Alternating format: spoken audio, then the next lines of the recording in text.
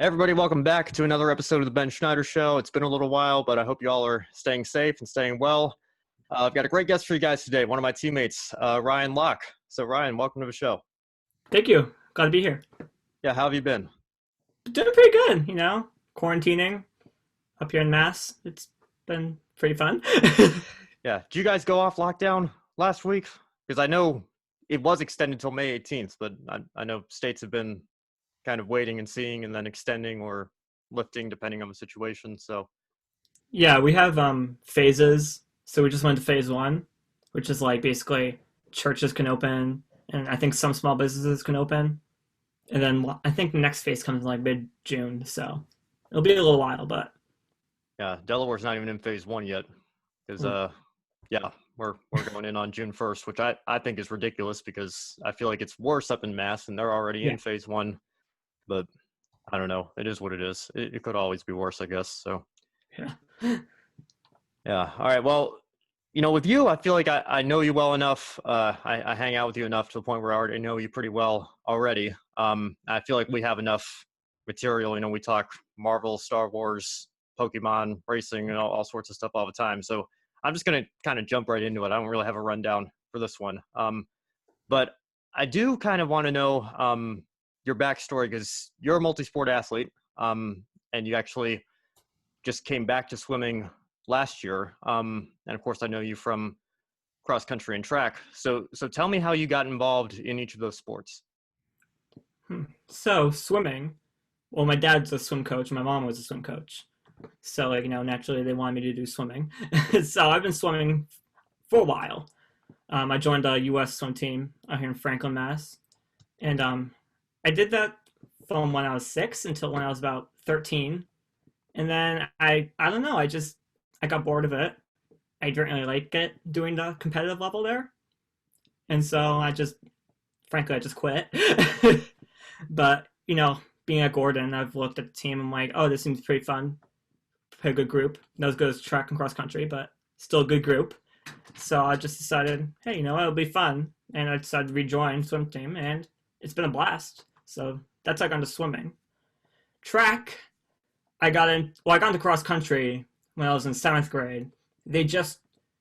My high school, Mills High, didn't have a cross country team since 1940. And when I was in 7th grade, they just refounded it because they finally got enough people to actually have a team. So I was part of that original core group of people. And that's also how I got into track, was through cross country in high school. And I ran all through high school, helped build a team up. I was a captain for 2 years, if you can imagine that. And yeah, so I joined Gordon's cross country team because Coach Weikert's awesome and great coach.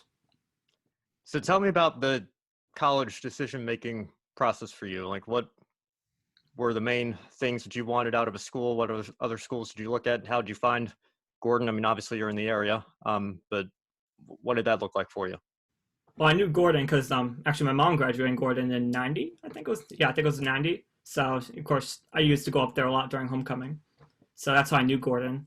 Gordon actually wasn't my top choice for a long time. I actually wanted to go to Cedarville out in Ohio. Don't ask me why. It's literally in the middle of nowhere. It's in a cornfield. But they had a good program for poli-sci. But the main point was, main decision factor for me to choose Gordon was Cedarville was Division II, and I wouldn't be able to run there. And I would really like to run in college. So, and I visited Gordon. I met with Coach Weichert, and he's like, oh yeah, it's everyone's welcome. It's just personal growth on the team. It's not really like you have to make a cut. It's just like, do the best you can do. And it's just, I really appreciate that. So that's why I decided to come to Gordon. Tell me some stories from your high school days running for Mills. Well, so, this is a funny story. Sophomore year of high school, I was the only guy on the team. And I was the only guy on the team for my sophomore year, so that was interesting. It was just me versus like 30 other guys. Year of college in swimming, right?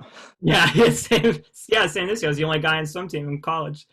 But by junior year, we had a bunch of middle schoolers join because our team was so small. We had a middle school and high school team combined. So the middle schoolers ran at high school meets, which is pretty funny to watch.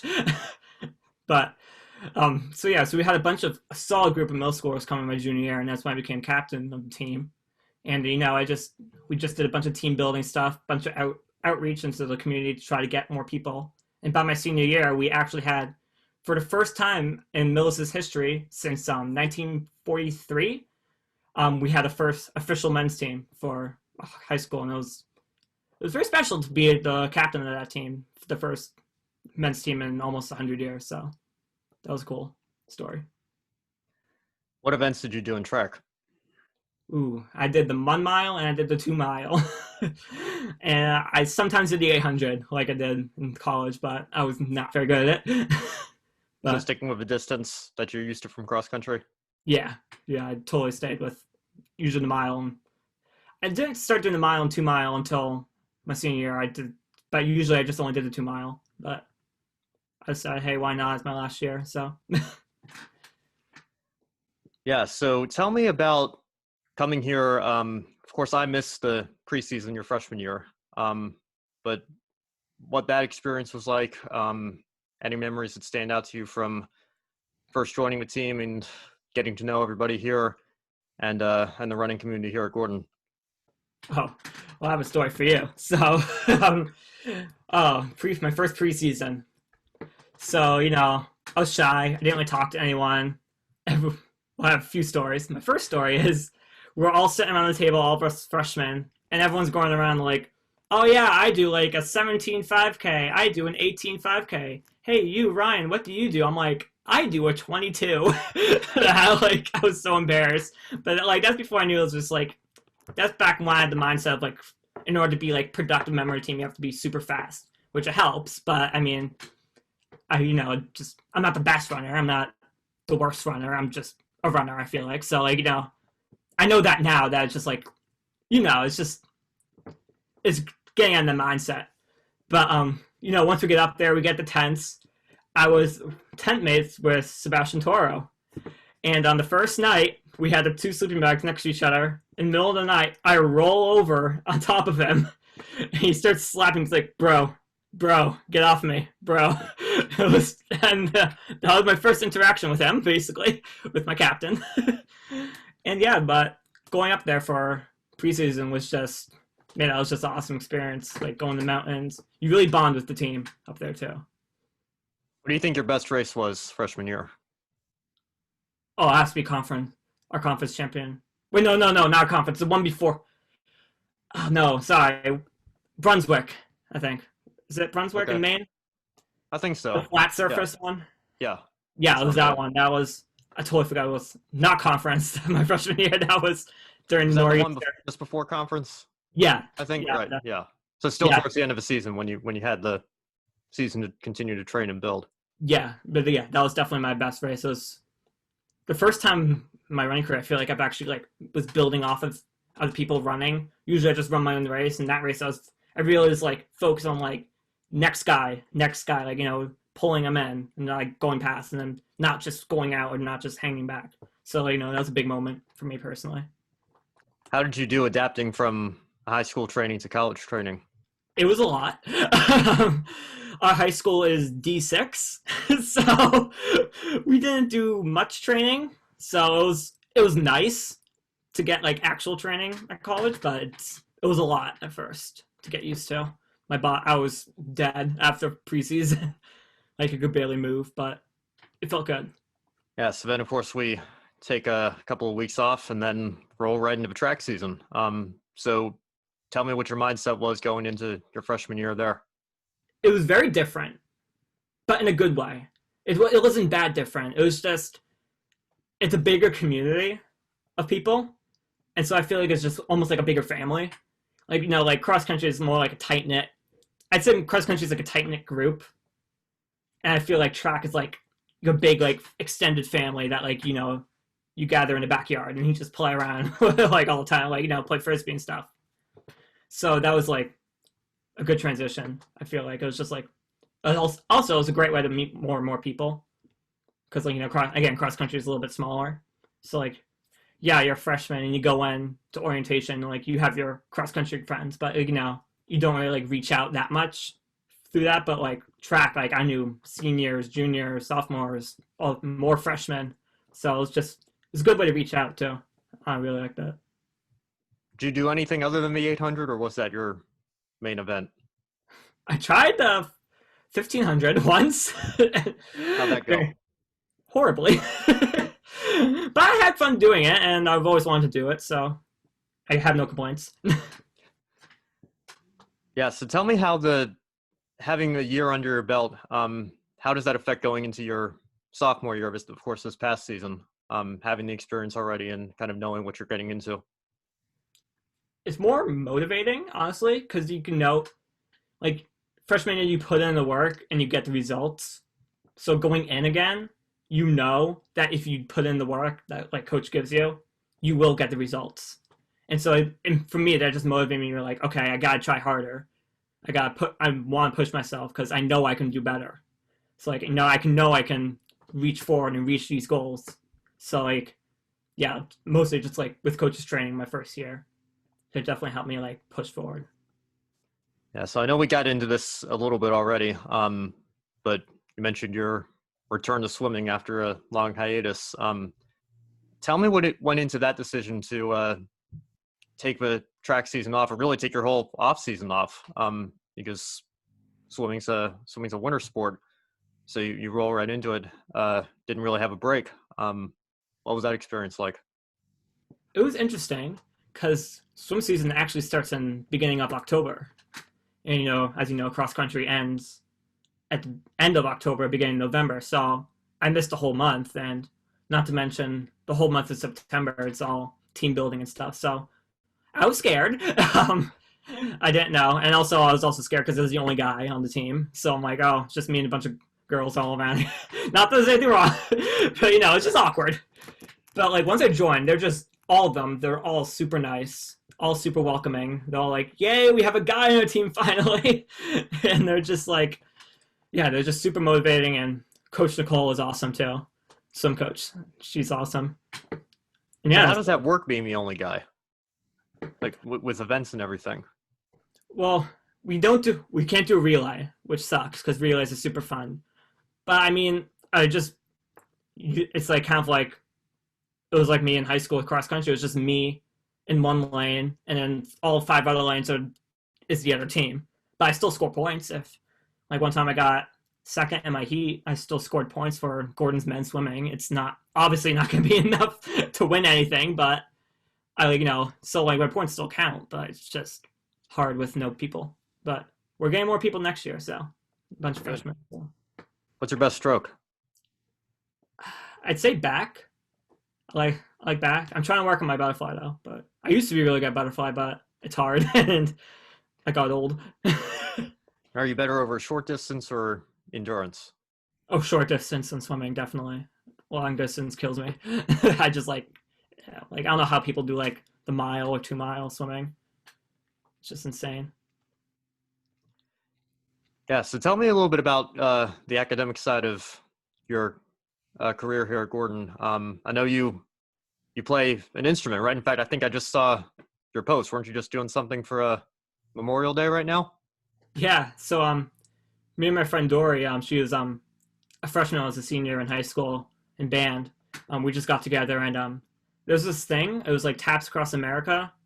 It was going around on Facebook. It's everyone who has a trumpet or any instrument just go outside at 3:00 and just play taps in honor of people who have fallen. So like I just called her up. I'm like, hey, do you want to do that? And she's like, sure. And so we just went over to the field across our house, and we got like a few people actually came out because I posted online. A few people came out and watched. That was really nice. Is music a major or minor for you, or is it just something you do on the side? It's actually a minor for me. I don't know why I did it. I have no real plans for it for like career wise. I just really enjoyed it in high school. I still enjoy it now. So I just wanted to like have that minor to just kind of boost my experience with music recording. So yeah, and forgive me, my mind's going blank. What's your major again? Oh, political science. That's right. So what do you want to do with that?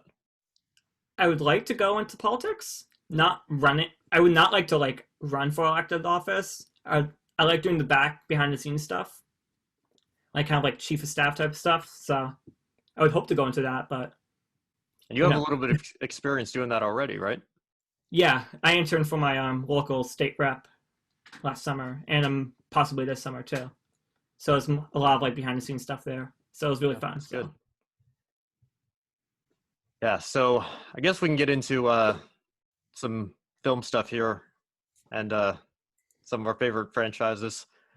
I know you're a big Star Wars fan. Of course.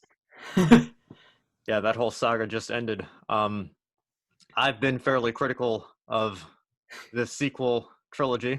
Not that everything Disney has done is bad, in my opinion, but The Force Awakens I thought was okay, but really it was basically A New Hope with new characters. Yeah. It's almost the exact same story. And then The Last Jedi was just an abomination. I hate what they did with Luke Skywalker. I felt like my childhood had been ripped out of my heart, because that wasn't the Luke that I thought I knew growing up with. And then again, The Rise of Skywalker, I thought not quite as bad, but still, it just seems very much like, you tried to undo some of the things people criticized about The Last Jedi, and there was a lot of fan service. Tell me your thoughts about the Disney part of the Skywalker saga. All right. So my biggest issue, you can tell I'm getting into this. My biggest issue with it is that it's, no matter what they claim, it was not planned out. Nothing was planned out in that. Like, say what you want about the prequels. That was planned. It was planned from the beginning how Anakin was going to turn, and it's like step by step by step. This, they have no idea what they're doing. They had no roadmap. It's obvious when they add Palpatine randomly in the last thing. Where was he? How does he just appear out of nowhere? It would make more sense at the end of The Force Awakens if they just had Palpatine, like, or even at the end of The Last Jedi, if they just had Palpatine's message play. Like, and like maybe like had do Marvel and post-credit scene. I don't know, just have like his message or a hologram pop up of him playing. That would be cool. That would make sense. It wouldn't fix everything, but that would make sense. So that was my biggest issue. My second biggest issue with it is what you said. Like, they just, in the Rise of Skywalker, they just tried to retcon everything that happened in The Last Jedi. And it's just like, it's a battle between the Ryan Johnson and J.J. Abrams. And it's, some people's like, I don't notice it, but to me, I'm like, it's off. I think it's pretty obvious that he's just trying to undo everything that Ryan Johnson did. And don't get me wrong, I don't like The Last Jedi. But Ryan Johnson, he did a few good things in that movie. Like, I give him credit where credit is due. Like, I like... But I remember, I feel like I'm going to hold you to this, Ryan. I feel like I remember you saying, like, I was critical of The Last Jedi, and you told me go into this movie with an open mind because it wasn't so bad. It's not as bad as you make it out to be. You have to look at it like this. Okay. So, as a Star Wars film, it's bad for me. But as just a movie-going film, I think it's pretty good. I understand that argument. Yeah, I have a like, I have a friend it's actually. A casual viewer, just like not Star Wars fans, just I want to see Star Wars. Goes and watches it. The chances are they're gonna love it or like it. Yeah. If you're a diehard Star Wars fan like us, you're not really gonna like it because you're gonna see like, oh, this is a plot hole. This retcons everything from the last 7 movies. This just breaks canon. Like, so. Yeah, that's what I mean. Like, going in with the open mind that, like, okay, it may be a bad Star Wars movie or story, but it is not bad directing or bad cinematography or bad music. Like, it's just like, it's the plot line sucks. But, like, you gotta give credit where credit is due. Like, the whole Admiral Holdo scene with the light speed, that was amazing. I love that. That is my favorite. One of my favorite Star Wars moments ever. It may break canon. But exactly. But it looks fantastic. So I gotta give praise where praise is due. That looked fantastic. Yeah. But yeah, I understand it breaks canon. Yeah. Well, one of my friends was rewatching all the Star Wars films, I think, to get ready for Rise of Skywalker. And he went on Twitter and said, "You guys are going to crucify me for this, but this is the best Star Wars movie." And I saw him a couple of days later, and I said, like, dude, and he said the main reason he feels that way is because he's looking at cinematography and film in general, And if you look at it just from that perspective, you can't really complain too much. But and then I tell him, I'm looking at it as a Star Wars fan who grew up with the original movies and the prequels, and it's kind of like, okay, that's fair. So there was definitely some special effects were great. One or two funny moments in there, but for me, it's the one that I would least want to watch for sure. Yeah. What did you think of course, The Mandalorian, I guess, is another one of the more recent things that's come out. It pumped some really good stuff out on Disney Plus between that and the Clone Wars. Yes. Yeah. So what have you thought of that? The Clone Wars season 7 had a little rocky start, very rocky middle, but oh my gosh, those last 4 episodes, and I dare say, was the best piece of Star Wars media I've ever consumed. Like, it was just done so perfectly, so well done. I think you mentioned before, like, have you seen the Clone Wars at all? I've seen a few episodes here and there. My friends actually showed me, I guess, The Siege of Mandalore is the name of the arc. Oh, yeah. Oh, that's the last one? Or like they showed me the last 4 episodes. Yeah. That's why I personally think it's the best Star Wars media I've ever seen, personally. Because it's a journey from beginning to end, all 7 seasons. It brings you through. And it just adds so much more to the prequels. Between, like, especially episode 3, it just adds, like, it makes episode 3 less bland. It makes it, like, less, it makes, like, the backstory and the Anakin's turn to the dark side more impactful. It just, like, it adds character to characters that had no plot or character whatsoever. Yeah, I think Disney is perhaps the best thing that happened to the prequels. Yeah.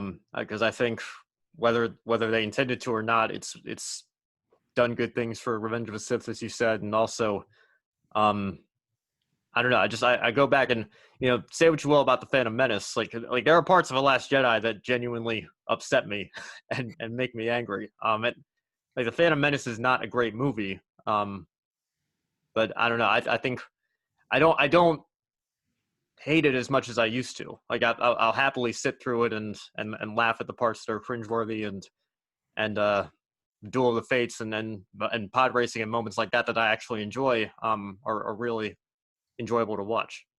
Yeah, totally agree. I wouldn't be surprised if like you revisit The Last Jedi like 20 years from now. I bet you might find the same thing happen to The Last Jedi in the sequels. I bet you people are going to come back and be like, you know what, I do enjoy some parts. Maybe I'm wrong, but I have a feeling that's going to happen with the sequels too. People are going to come back and be like, I didn't like it then, but there were some parts I do enjoy, and then you're gonna look back at the cringy and bad parts and laugh, and they're probably gonna become memes, and then so. Yeah, I don't know. I have a joke right now. We're talking about the holiday special, and trying to determine if it's canon or not, and if you, I guess the official answer, if you look it up, is it's C canon, which I guess is the lowest tier. So I have this joke that C canon is the level right above D canon. That the D stands for Disney, of course. But I don't know. I guess that's not fair, even for me. I think because, like you said, the Clone Wars last season was great, and I really enjoyed Rogue One as well. Oh yeah. And, Solo maybe not quite as much, but Solo I thought still was pretty decent.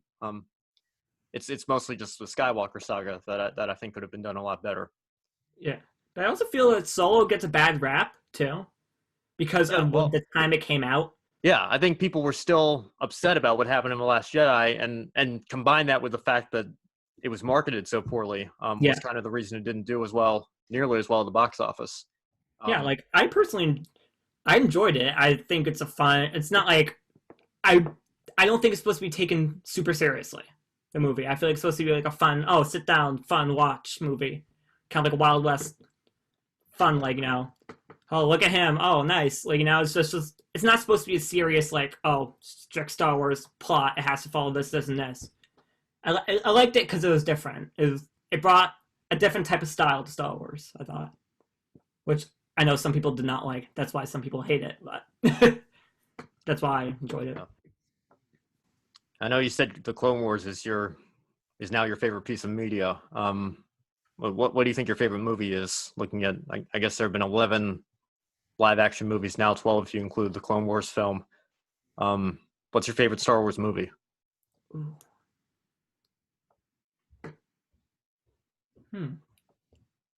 I'd say my top three.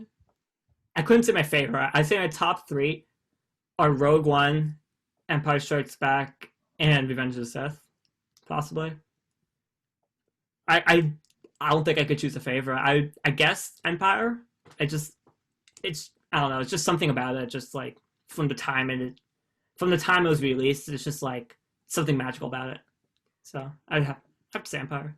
Yeah, I think 40 years later, I think it's still, for my money, it's the best. It's not my favorite, because I enjoy conclusions, I enjoy happy endings, and Empire's a little bit darker.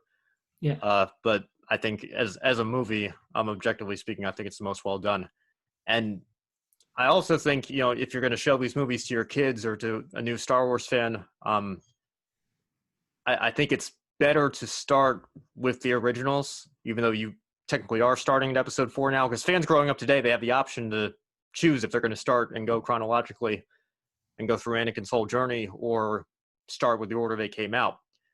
But if you go chronologically, you look at the originals from a whole new perspective. And, there are a couple scenes in A New Hope where Luke and Leia kiss and everything. Yeah. And then if you have the knowledge, then it's just like, I don't know. And then the big thing is, I think, the I Am Your Father reveal in Empire, which at the time, before the prequels, that was a big deal. That was a massive plot twist. That was a huge reveal that changed how the entire rest of the movie and the movie that followed were going to play out. If you watch the prequels, you already know that. Yeah. So yeah, I totally agree. Yeah. So I think the best way to do it is watch the movies in the order, and then because then you can choose if you want to end the saga with how it originally ended, or if you. I mean, I guess there's no harm in watching the sequels, but yeah, just call it the extended universe and just it'll depend on. Yeah, watch them at your own risk, I guess, because they're very polarizing. Yeah. Yeah, so there's this argument I've seen that because of how polarizing the new movies are, some people say Disney lost with Star Wars, but they've won with Marvel. They won big time with Marvel with what they've been able to do over there. We've talked a lot of Marvel stuff actually recently on this show. We just had Tunes on. He's a big Marvel fan, Spider-Man fan. Matt Cole, a big Spider-Man fan as well. So how do you keep up with Marvel as much as you do Star Wars? The movies, yes. I don't read the comics. Yeah, I still haven't gotten into the comics either. But well, I've watched every movie. But... Yeah, I spent last year trying to get caught up on the entirety of the MCU. It's been a little while. I keep meaning I got to rewatch the Guardians movies. It's been the longest time since I've seen those. So I think now having the added perspective of everything, it'd be interesting to go back and watch those again. Yeah, it's weird. I haven't seen those in a long time either, especially the first one. I haven't seen. Honestly, I probably couldn't tell you the plot. I don't know if that's because the movie wasn't good, or if it. I don't think the movie was bad. Yeah, a lot of people are generally considered pretty good. I don't know. I think the first is a lot better than the second. Yeah, if I remember correctly. I remember at least. But I didn't like the second. I know that much, but I just can't remember the first plot at all. What's your favorite MCU movie? Ooh. It might be Thor Ragnarok. I don't know. I like the new upbeat Thor, I guess. Yeah, well, that's one of my favorites too. I like Hulk. It's my favorite character. Oh yeah. I love how Banner and Thor play off each other. Yeah. In that one. I love how it really gives us the backstory to Thor and Hulk not being in Civil War. Yeah. Showing us what they were up to. Because we of course hadn't seen Hulk since Age of Ultron. He just kind of left, and we didn't know where he was. And then to see as Thor is preparing to fight the Grandmaster's all-time mega champion, and then you have this big reveal and it's Hulk, and Thor just says, "Yes, he's a friend from work. We know each other." Yeah, so there's a lot in that movie that I enjoy too.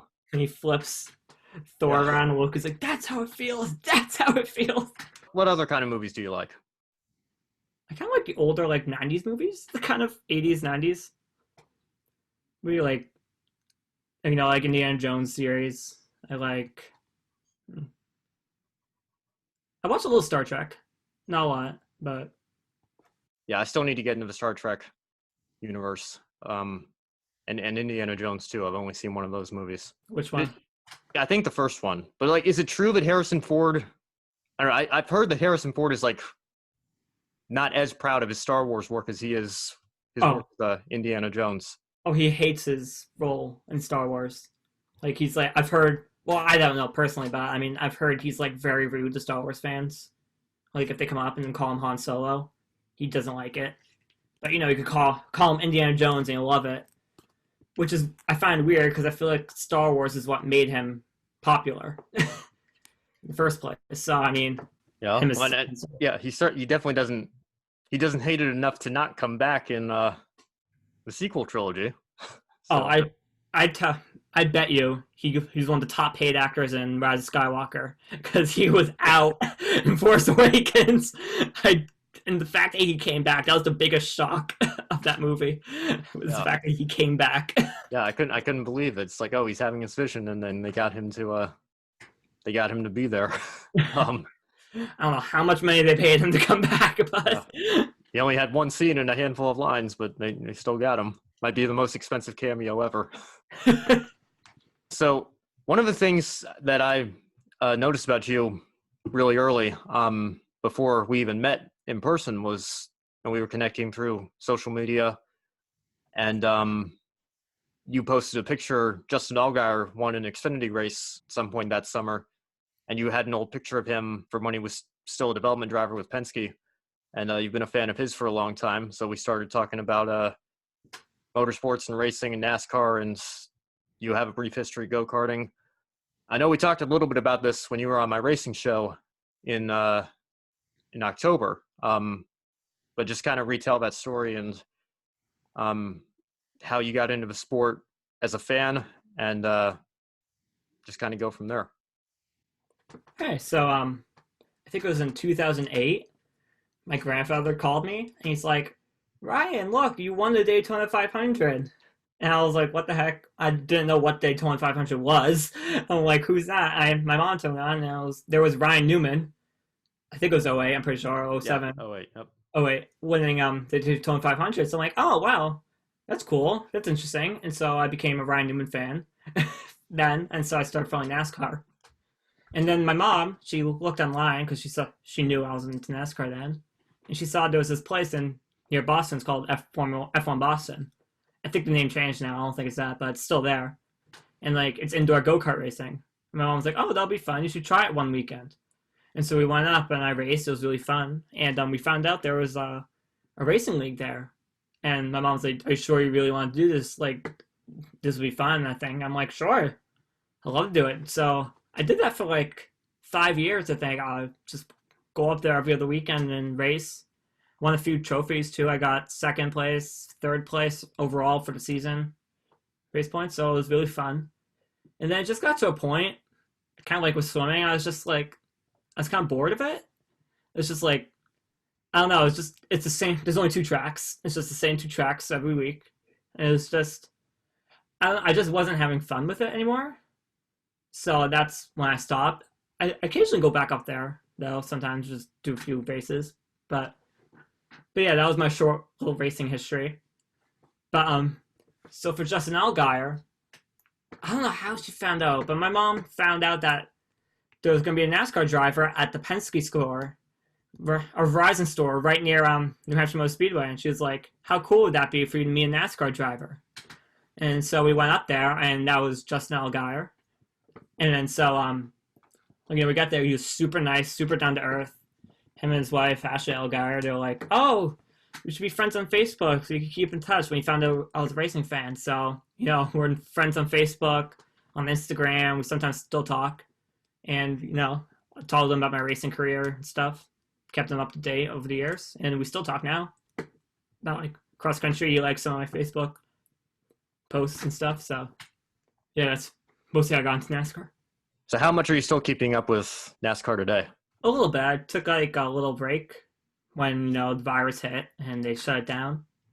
But I haven't really been keeping up like that much this year, especially after like Ryan Newman's accident. Yeah, I was just about to go into that and ask about that. Were you watching live as it happened? Yeah, I was. I just got a swim practice and I was like, oh, my mom's like, oh, Ryan Newman's in first and it's like almost the last lap. So I went down to Gillies. I got my laptop and I just saw the whole thing happen. I honestly, to be honest, I just started crying. I'm like, I thought he was dead. I thought it Yeah, was. yeah. I had actually just finished my show with Mikey. Because of course the rain and got delayed until Monday night. So I had it up on my laptop trying to monitor it. I was waiting to grab the show file and kind of wrap things up, and I just see it happen. And I think we've grown so accustomed to drivers being in big accidents, and it's no longer surprising when they walk away because we expect them to walk away, and so Yeah. it makes it when it doesn't happen, because of how rare it is now. I think it just hurts that much more to see. And so a couple hours went by and there was no news, which I guess sometimes no news is good news, but there's just the pain of having to wait and not knowing. And then Steve O'Donnell came out and said serious condition but non-life threatening injuries. Just a massive sigh of relief. But I can't imagine what you were going through as somebody who's been a fan of Newman for over a decade. Yeah, no, it was it's very shocking, honestly. It was just, yeah, I didn't know. I came to you because I'm like, no one else will understand. Like, I think we're like the only two people on campus who are actively watching NASCAR. So I'm like, no one else is gonna know what I'm talking about. Like, who's Ryan Newman? So I didn't know who to talk to. I came to you, and I just went back to my dorm after that. I was just like constantly refreshing my page on Twitter, trying to like any news coming out. But the fact that he walked out of the hospital, I think it was 2 days or 3 days later, Yeah. which is minor head injury, that's just a miracle of God there. Yeah, I mean, he got hit in the worst possible place, as Yeah. the car was still turning over. Yeah, so I couldn't believe, seeing the picture of him with his daughters in the hospital was shocking enough, and then 20 minutes later to see the video of him walking out as you're still refreshing your feed because you want to know any updates that are coming in. It's just absolutely miraculous, as he said. There's no words to describe how like impactful that was. To see him just walk out of there, with especially that photo, like you said, that photo with his $2 there, walking out the hospital. Yeah, it was crazy. So NASCAR's actually really been, I don't know, I want to say the first major sport, but some people said the first major sport on Twitter, and like UFC and professional bull riding got mad because I guess they've done some events. So they were like, we were the first sport, and the way I see it is just like, can we be happy that some of you are back? Like, it's been 2 months. Oh, But I don't know. Coke 600 was last night. Did you catch any of that? a little bit, like here and there. I know not much. All I know is that I got delayed a long time, and then by the time I started back up, it was like 10 o'clock. I was really tired.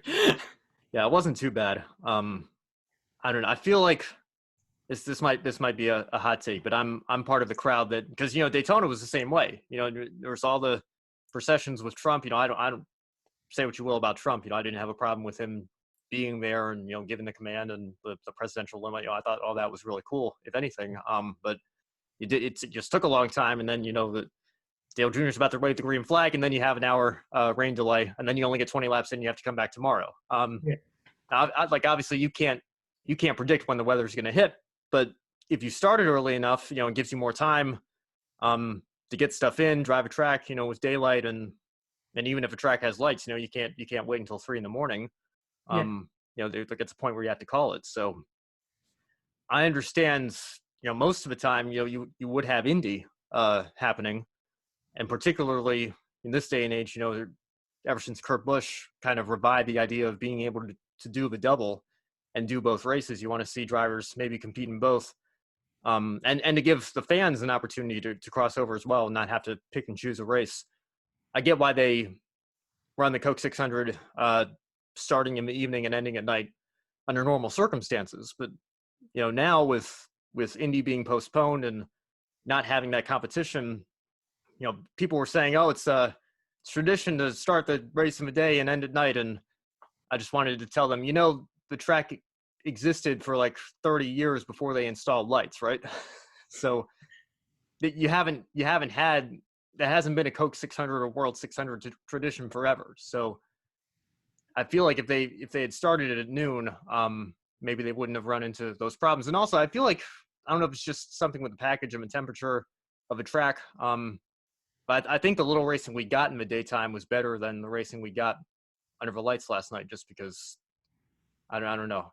The Twitter feed was constant complaining about the package, and understandably so, because it was difficult to pass. But I guess kind of bouncing off of that, what do you think of NASCAR coming back and trying to, run these events without fans, obviously, but taking the necessary precautions? How do you feel about that? I'm personally for it. I mean, as long as they have the necessary precautions and necessary measures to be safe. I mean, I see it's kind of bad, but my dad joked the other day when we saw the race. He's like, "Oh, look, the stands look no different than from a regular NASCAR race." I'm like, yeah. Ouch, but kind of true. So I mean, having the fans there, obviously, it sucks not having fans there, but I mean, it is what it is, and I think it's good to have some type of normalcy back. It helps people get on their feet a little bit more and helps them cope with the idea of getting back to work and rehabilitating back into a normal lifestyle. So I mean, I personally think it's a good thing, but again, as long as they have necessary precautions against the virus. Yeah, well, of course, Pennsylvania, I'm very close to Pennsylvania, being in Delaware, and their governor's been kind of hesitant to reopen things, and he actually specifically mentioned being impressed with how NASCAR was handling coming back when they were at Darlington last week, and said, this could possibly open the door for us to be comfortable with a track like Pocono, bringing them back to host races later this year, maybe sooner than they would have otherwise. So I think, regardless of how you feel about, wearing the masks or social distancing or how much that actually helps or whatever your opinion is, I think solely for the sake of, having it be a good look and wanting to be as careful as you can, I think NASCAR really has to continue to do that and take all the necessary precautions. And I think it also could open some opportunities. People see that, hey, this is working or going very well. It could be a good thing. Yeah, most definitely. So we have this Pokemon Go chat at Gordon that you've been a part of longer than I have even. Tell me about how you got into playing the game, and if you were a Pokemon fan before the whole crazy launch of Pokemon Go 4 years ago. Tell me how you got into all that. Man, 4 years ago, that was a long. Seems just like yesterday it came out. But people are gonna hate me for this. I was not a Pokemon fan before Pokemon Go. My first introduction to Pokemon was Pokemon Go. So I don't know. I didn't know what any of them were called. But I was at the pool I work at, and my pool manager had it. He's like, "Oh, you should download it," because I used to come in early on Tuesdays and Thursdays to help vacuum the pool. So I come in to work 3 hours early with the manager. And so while I was vacuuming the pool, you would take our phones and just walk laps around the pool to hatch the eggs. But so yeah, that was my first introduction. And then I played a little in high school. And then I stopped playing when I got to college because I thought no one's going to play at college. It's that's kind of like when the game was slowly dying too. And then I forget who it was. I think it was Christian Kim or something at Gordon, and he's like, "Oh, do you play Pokemon Go? There's a raid at Chapel." I'm like, "Wait, people still play this?" I got super excited. He's like, "Yeah, there's a group chat." And so we met up at the Chapel, and there was Phil and all those people there. And we joined the group chat, and I was shocked to find there was like 40 people on campus all playing Pokemon Go. And that was like in September of last year, and I think we've gone up to like 60 members almost, I think, or 50 members in the group Yeah, chat. So yeah. I think some have left and some have. I get a lot of people have the chat muted right now yeah, because nobody's on campus. yeah. But Yeah, yeah, yeah, it's nice to have that community. Met a lot of people who I didn't know played Pokemon Go. I knew them before, but I'm like, hey, I know you from Pokemon Go. So yeah. Did your town have any? Oh, well, what's the outlet? Let me start that over. Like what does Mills look like in terms of, because I live in a very historic town, so there's a lot of Pokestops, and it kind of caused problems when the game first launched. You had people driving as far as 30 minutes trying to come and play the game because there were so many Pokestops and everything. It was a really good place to play the game. Did your town have any problems like that? not really, because like we're kind of a historic town. Like we have like 3 churches, so like all those are there. But that was it at the beginning. So it was like people always hang. Well, no, they had two. They had we had 2 churches, one at each church, and we had one at the police station. And so like when it first came out, there was people just crowding on the police station, which they quickly dispersed that. They're like, "Don't come near here." And then this didn't happen in our town, but a few times over, there was this church that was converted into a house, and so like, but there was still a poke gym there, so people were just standing in this guy's front lawn because like it used to be a church, but it wasn't. But the game didn't realize that, so like, yeah, it just had people in the front lawn just like spinning, like battling each other and stuff. So that was a problem, but other than that, there wasn't really many problems. Yeah, I've heard like horror stories about like a couple people came home and found out their house had been turned into a gym. So there were like groups of people. I guess not even doing raids at this point because raids weren't a thing when the game was first launched. But yeah, it did cause some problems when it first came out, and how big it got. But yeah, it's been fun to keep playing it at college with people who respect their surroundings and everything. Yeah, yeah. Yeah. Well, Ryan, thanks so much for coming on. I know we're taping this on Memorial Day. If you're watching this, you definitely won't see this until a couple of days later, at least. But I will let you get to your Memorial Day dinner or whatever you have planned. But I thank you for coming on this afternoon and spending some time and talking to us. Well, thank you for having me. Yeah, and I hope you're staying safe and keep your fingers crossed. Hopefully we'll see each other in a few months. Yeah. You're coming back out again for cross country, right? Oh, heck yes. Sounds great. All right, we'll see you then. Thanks again. All right.